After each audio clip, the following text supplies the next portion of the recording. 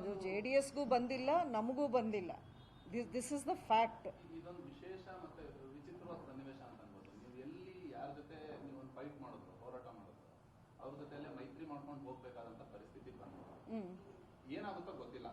ನಿಮಗೆ ಟಿಕೆಟ್ ಕೊಡ್ಬೋದು, ಅವ್ರಿಗೆ ಟಿಕೆಟ್ ಕೊಡ್ಬೋದು. ಒಂದ್ ವೇಳೆ ಅವ್ರು ಕೊಟ್ರೆ ಅವತ್ತು ನೀವು ಯಾವ ರೀತಿ ಕೆಲಸ ಮಾಡೋದಕ್ಕೆ ಇಷ್ಟಪಡ್ತೀರಾ, ಅಥವಾ ನಿಮಗೆ ಕೊಟ್ರೆ ಅವ್ರನ್ನ ಹೆಂಗೆ ಜೊತೆಯಲ್ಲಿ ಕರ್ಕೊಂಡು ನೋಡಿ, ಅದೆಲ್ಲ ದೊಡ್ಡ ದೊಡ್ಡ ನಿರ್ಧಾರಗಳು, ಮೈತ್ರಿ ಅಥವಾ ಅವರು ಯಾವ ರೀತಿ ಅದನ್ನು ಮುಂದುವರ್ಸ್ಕೊಂಡು ಹೋಗ್ತಾರೆ ಅನ್ನೋದು ಅವ್ರಿಗೆ ಬಿಟ್ಟಿದ್ದು. ನಾನು ಅದರ ಬಗ್ಗೆ ಹೆಚ್ಚಾಗಿ ಕಮೆಂಟ್ ಮಾಡೋಕ್ಕೆ ಇಷ್ಟಪಡಲ್ಲ. ನನ್ನ ಇಂಟ್ರೆಸ್ಟು, ನನ್ನ ಫೋಕಸ್ ಏನಿದ್ರೂ ನನ್ನ ಜಿಲ್ಲೆ, ನನ್ನ ಕಾನ್ಸ್ಟಿಟ್ಯೂನ್ಸಿಲಿ ನಾನು ಸಾಕಷ್ಟು ಕೆಲಸ ಮಾಡಿದ್ದೀನಿ. ಈ 5 ವರ್ಷಗಳಲ್ಲಿ ನನ್ನ ರೆಕಾರ್ಡ್ ನಿಮ್ಮ ಮುಂದೆ ಇದೆ. ಪಾರ್ಲಿಮೆಂಟಲ್ಲಿರ್ಬೋದು ಅಥವಾ ನನ್ನ ಕಾನ್ಸ್ಟಿಟ್ಯೂನ್ಸಿಲಿ ಇರ್ಬೋದು, ಸೆಂಟ್ರಲ್ ಸ್ಕೀಮ್ಸ್ನ ಇಂಪ್ಲಿಮೆಂಟ್ ಮಾಡಿಸೋದ್ರಲ್ಲಿರ್ಬೋದು, ದಿಶಾ ಸಭೆಗಳು ನಡೆಸೋದ್ರಿ ಇರ್ಬೋದು, ಅಥವಾ MP ಲ್ಯಾಡ್ಸ್ನ ಬಡಿಸೋದ್ರಲ್ಲಿರ್ಬೋದು, ಎಲ್ಲೂ ನಾನು ಫಸ್ಟ್ ಟೈಮು MP ಥರ ನನ್ನ ರೆಕಾರ್ಡ್ ಇಲ್ಲ. ಎಲ್ಲರೂ ಜೊತೆಲಿ ಎಷ್ಟು ಎಕ್ಸ್ಪೀರಿಯನ್ಸ್ಡ್ MP ಇದ್ದಾರೋ ಅವ್ರಾಗೇ ನನ್ನ ಕೆಲಸ ಮಾಡಿ ನಾನು ಪ್ರೂವ್ ಮಾಡಿದ್ದೀನಿ.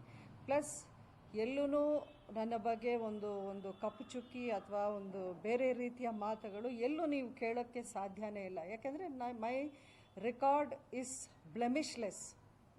ಒಂದೇ ಒಂದು ಕಳಂಕ, ಕಪ್ಪು ಚುಕ್ಕಿ ನನ್ನ ಬಗ್ಗೆ ಇಲ್ಲ. ನಾನು ಪಾರ್ಲಿಮೆಂಟಲ್ಲಿ ಮಾತಾಡಿರೋ ಟಾಪಿಕ್ಸು ಅದು ಎಲ್ರಿಗೂ ಗೊತ್ತಿದೆ. ಇವಿಷ್ಟೂ ನನ್ನ ಪ್ರಕಾರ ಖಂಡಿತ BJP ಪಕ್ಷಕ್ಕೂ ಗೊತ್ತಿದೆ. ಅವ್ರಿಗೂ ಇದೊಂದು ಪ್ಲಸ್ ಪಾಯಿಂಟು, ಒಂದು ಎಸೆಟ್ ಆಗೇ ಇರುತ್ತೆ ಹೊರತು ಇನ್ನೇನೂ ಇಲ್ಲ.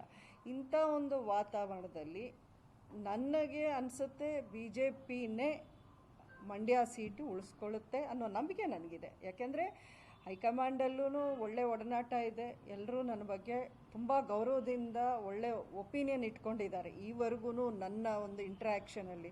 ಸೊ ಹಾಗಾಗಿ ಈ ಟೈಮಲ್ಲಿ ನಮ್ಗೆ ಯಾವುದೇ ಒಂದು ಸೂಚನೆ ಬರದೇ ಇರೋವರೆಗೂ ನನಗೆ ಈ ಒಂದು ವಿಷಯದಲ್ಲಿ ಡೌಟ್ ಏನಿಲ್ಲ. ಐ ಆಮ್ ಕಾನ್ಫಿಡೆಂಟ್ BJP ಖಂಡಿತ ಮಂಡ್ಯವನ್ನು ಉಳಿಸ್ಕೊಳ್ಳೋ ಅಂಥ ಒಂದು ಪ್ರಯತ್ನ ಮಾಡ್ತಾರೆ ಅನ್ನೋಂಥ ಕಾನ್ಫಿಡೆನ್ಸ್ ಅಂತೂ ನನಗಿದೆ.